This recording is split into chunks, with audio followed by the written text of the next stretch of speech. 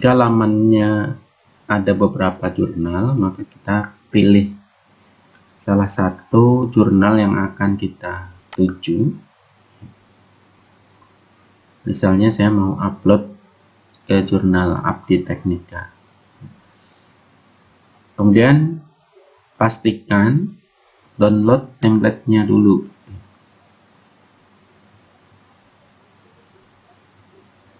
Nah, setelah kita download template-nya, kita tulis naskahnya di sini. Atau kalau kita sudah punya naskah, tinggal kita pindahkan saja sesuai dengan template yang sudah ditentukan oleh jurnalnya. Jangan sampai kita submit tapi tidak mengikuti template dari jurnalnya. Ini sudah pasti akan ditolak oleh jurnalnya. Nah, setelah kita lakukan pengetikan naskah sesuai dengan template-nya, jika kita belum punya akun di jurnal tersebut, kita coba register. Masukkan profil kita, given name, saya family name-nya ini harus diisi ya, karena nanti berhubungan dengan scholar ya, jadi jangan sampai dikosongkan untuk family name. Jika nama ada satu kata, diulang saja di given name dan family name-nya. Kemudian affiliation, ditulis afiliasi atau nama perguruan tingginya ya. Kemudian dipilih negaranya.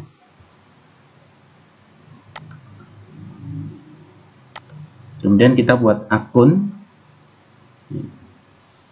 Kemudian email. Pastikan emailnya adalah email yang aktif, karena nanti jurnal akan mengirimkan pemberitahuan via email. Kemudian nanti akun yang akan kita pakai apa.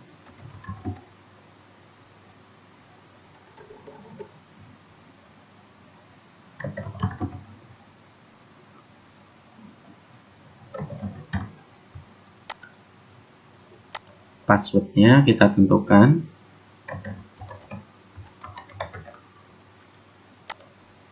Kita ulang lagi passwordnya. Nah, kemudian ada 2 atau 3 pilihan ya. Ini kita checklist saja. Kalau misalnya ada 3, itu yang ketiga adalah kita mau sebagai reviewer ya. Kemudian pilih I'm not robot, private light, atau sesuai dengan tampilannya. Kemudian lakukan register. Jika berhasil, kita akan mendapatkan email pendaftaran di jurnal tersebut. Kemudian kita lakukan submission dengan login terlebih dulu.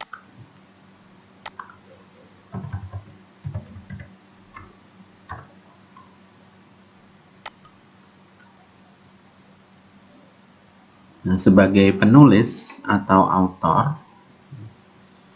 ini ada satu menu di sebelah kiri, yaitu menu submission atau menu upload naskah. Kemudian jika di sini tidak muncul, yang kita lakukan adalah dengan cara view profile, nanti dicek apakah kita sudah sebagai author atau bukan ya, dengan cara klik di menu roles. Nah, kalau tadi kita lupa checklist ya, lupa checklist di autornya, ini silahkan dicek di author di sini, nanti baru tampil menu submission di sebelah kiri. Nah, kalau sudah, kita coba upload naskah ya. Klik di menu submission, kemudian pilih new submission. Ada 5 tahap di sini. Start, upload submission, enter metadata, confirmation, dan next step. Langkah yang pertama, di menu Start, kita checklist semua.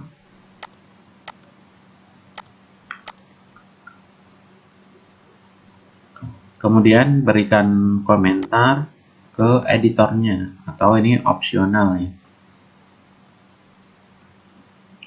Kemudian checklist yes, I agree. Kemudian ke langkah berikutnya dengan klik save and continue. Di tahap yang kedua, kita upload manuskrip atau naskah yang akan kita submit. Pilihnya di menu article text. Kemudian upload filenya dengan cara drag atau lewat.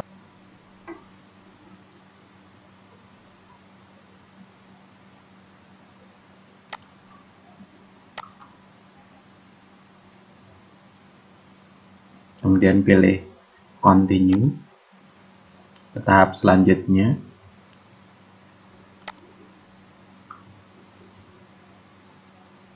Ini jika ada file tambahan boleh kita upload di sini.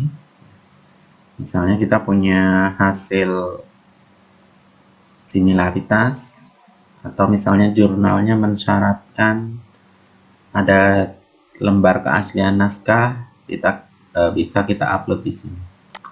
Kemudian complete, kemudian save and continue lagi. Tahapan yang ketiga, enter metadata. Kita masukkan judul,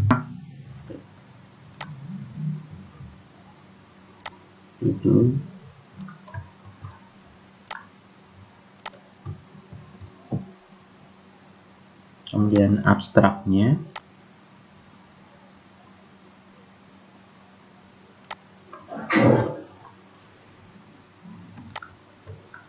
yang kita masukkan adalah hanya abstrak ya. Karena untuk kata kunci nanti dia ada menunya sendiri.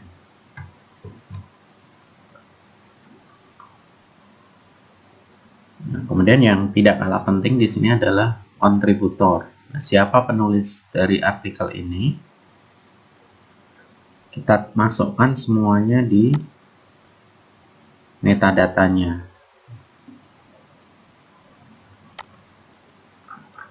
Kebetulan ini ada 7 penulis sih.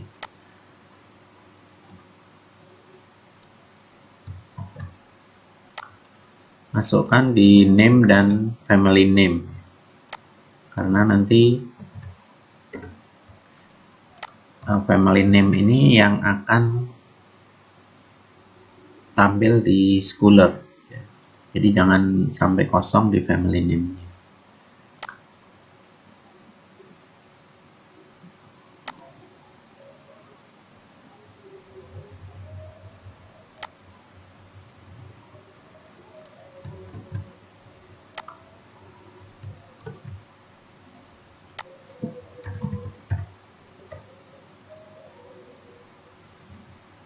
Kemudian pilih role kontributornya, dia sebagai apa, penulis atau penerjemah. Pilih penulis, apakah dia sebagai principal kontak. Kita checklist kalau memang dia sebagai principal kontak. Kemudian save.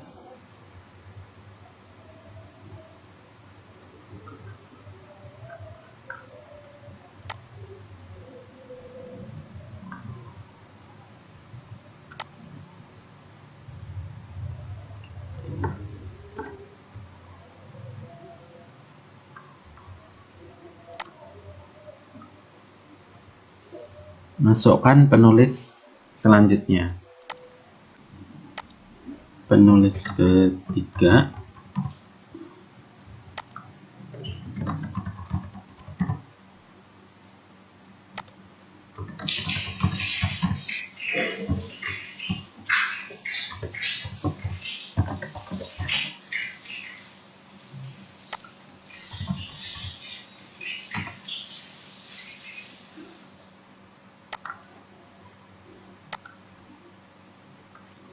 Sebagai author, simpan. Nah, untuk mengatur urutan kontributor, jadi bisa kita klik di order, kita pindahkan. Ini penulis pertama, penulis kedua, ketiga, dan seterusnya. Kita masukkan semua penulis, jangan sampai ada yang tertinggal. Lanjut ke keywords, masukkan kata kuncinya, biasanya lokasinya di bawah abstrak ya. Nah, kita copy per kata kunci ya, atau per parafrase di kata kunci. Kalau sudah di enter, untuk kata kunci yang kedua kita masukkan lagi, enter lagi, masukkan kata kunci yang ketiga. Biasanya di jurnal 3-5 kata kunci. Kemudian reference, kita masukkan dari referensi yang sudah kita tuliskan di jurnalnya.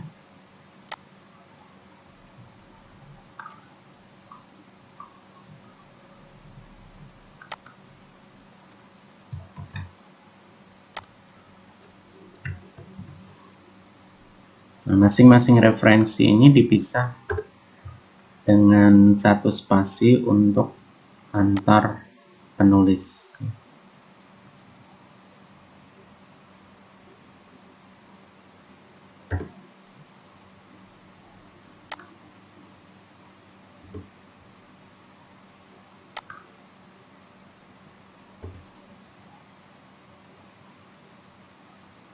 Kalau sudah, diklik lagi save and continue. Nah, kemudian klik finish submission.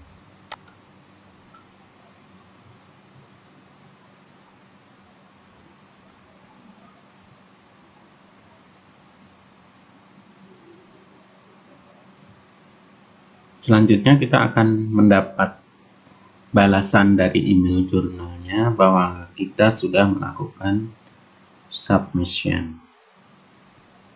Untuk langkah yang kelima, next step, ini pemberitahuan bahwa submission ini sudah lengkap.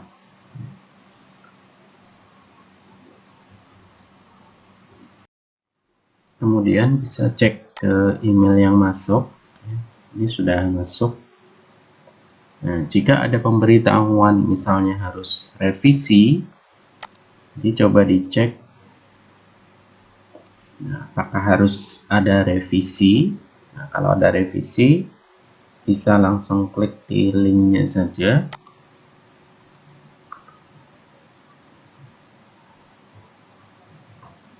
Nah, nanti biasanya di OJS 3 ini ada tahapan pre-review discussion.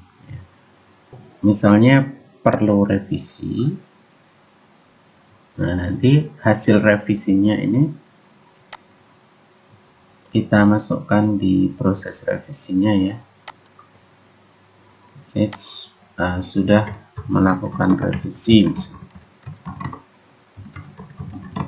artikel. Nah, kemudian kita upload hasil revisinya. Pilih artikel teks lagi, masukkan file hasil revisinya, kemudian klik continue sampai komplit. Ini berarti artikel ini sudah kita revisi.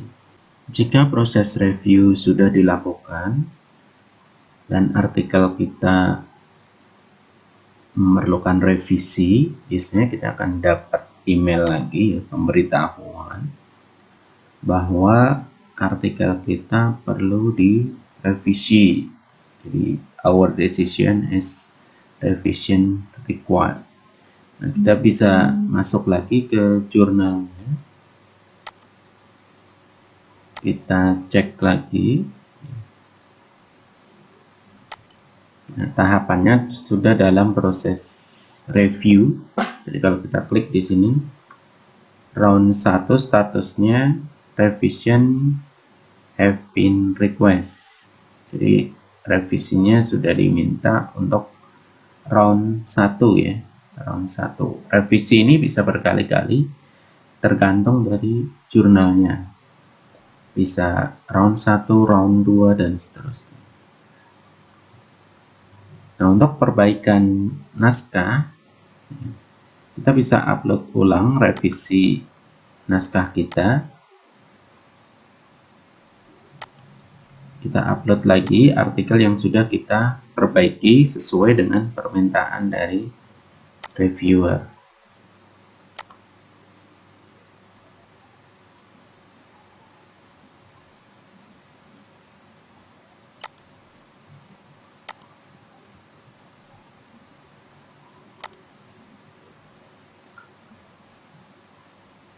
Berarti kita sudah upload file revisinya.